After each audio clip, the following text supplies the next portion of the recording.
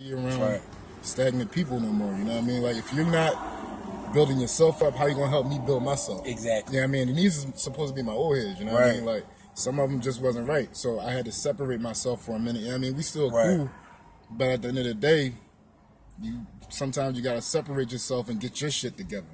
Because a lot of people don't realize that when you're trying to go up, right, you need to be with people that's trying to level up too. You feel what I'm saying? Or they're already there. Or they're already there. Like, you should never be, I always tell people, you should never be the smartest one in the room.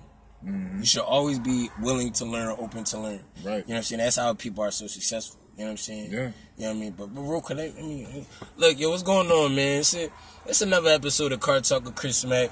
I do this for you guys, the viewers, the artists, the models, the entrepreneurs. This is just what I do for you guys. So people help people, a talk show. So today, I got a special friend of mine, you know what I'm saying, Kev, Mr. Gray, that guy. You know what I'm saying? We go back a little bit, you know what I'm saying? So, he's doing his music thing right now. He's crushing the game. And we were just really talking about people that are stagnant. You know what I mean? Separating yourself from other people and things like that. And just like you said, you either need to be with people that's trying to level up like you. Right. Or you need to have a mixture of those people that's trying to level up and people that's already leveled up, that's trying to get to levels that you haven't even thought about getting to yet. You know what I'm saying? And that's the mentality you gotta have, as an artist, and that's why, he's doing this thing. You've been dropping records like crazy the last month. Like, my Facebook thing is I'm trying to drop, if not every week, every 2 weeks. Like, every time I record something new, every time I go to the studio, I at least record 3 songs. But I go with my man, so I record 3, he record 1 or 2. Right. You know what I mean? Like, that's just what I do. And out of those, I pick one that I'm going to drop, and that's what goes out. You just run with it. That's work ethic. How important do you think, work ethic? Like I always tell people, it's not necessarily like, you don't just buzz because you're hot.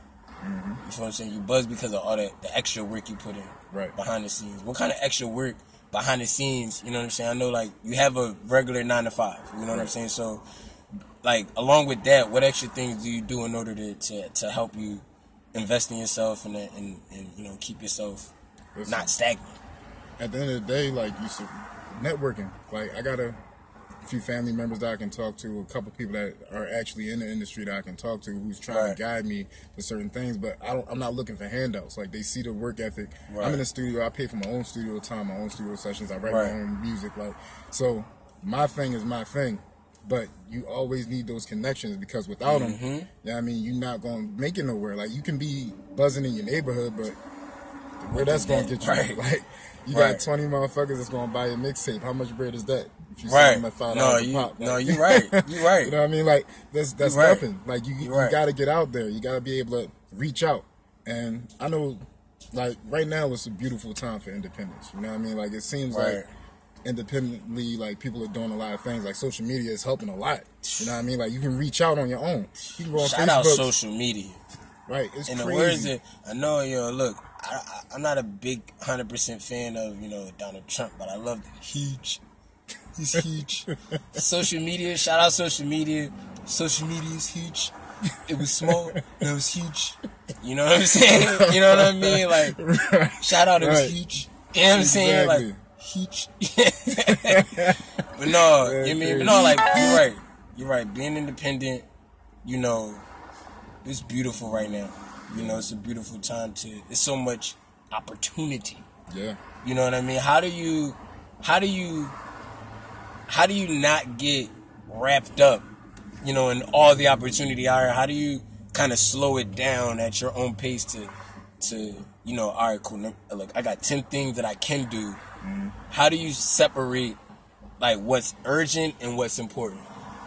Right now, my biggest thing is having material. Like, I feel like as an artist, I got a manager, I'm working with right now. So I let him handle all this other shit. As an artist, I feel like I always got to have material on deck. Right. Like, shout out the manager. Shout out all the good managers, man. Shout out the managers. Like, his job is to get me places. Right. My job is to make sure when he gets me there, I'm ready for it. So my motivation and my thing that I keep focus on is writing, hitting the studio, writing, hitting the studio. Right. Now, after that, then I can focus on pictures and public appearance and all that kind of stuff. But I got material already, so I can dip into the archive and give them anything.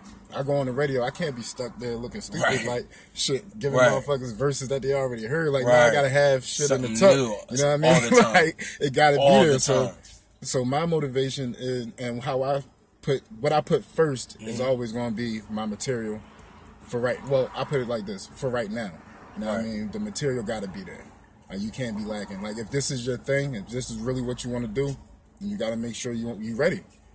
Like if I call you out right now, like let's say we're in the studio together, I don't know you from a can of paint. You know what I mean? You hear what I got right now. You know what I mean? You walk in, I'm like, yo, let me hear something. Right. And you ain't ready. You know what I mean? Like whether you high, drunk, whatever, you gotta be ready. Like people want to hear something, you gotta give it to them. You know what's crazy? A lot of the artists we look up to now, that's what they did.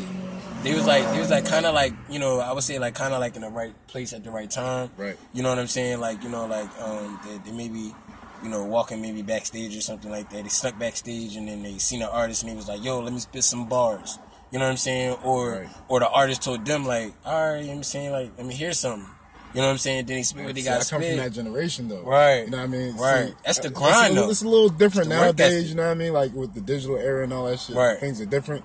But that's the generation I came from. Right. Where you walk up to a bunch of niggas on the street, you hear them spitting, you jumping in the cypher. Exactly. Like, motherfuckers lost touch no more. Don't do ciphers no more. They don't. Like, I was in the studio with a dude.